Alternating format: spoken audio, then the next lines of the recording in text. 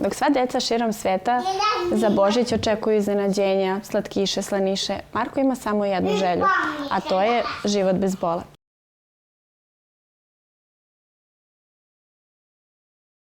Kako se ti zoveš?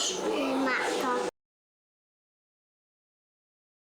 Za Marka specijalni zavoj i medicinska sredstva su život.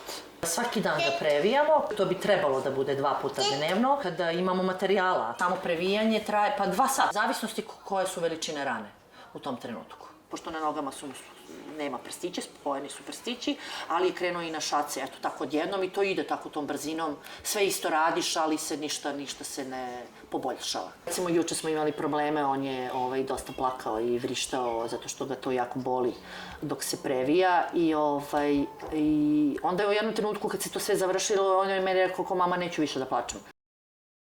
Stvari koje bi pomogle Marku su medicinska sredstva, ti flasteri koji su nam noćna mora za nas i za njega. Definitivno kao roditelj teško se nosiš sa tim da gledaš taj bol, a znaš da postoji rešenje, da postoji pomoć koja mu je neophodna da bi njegov život bio lakši i bez bola.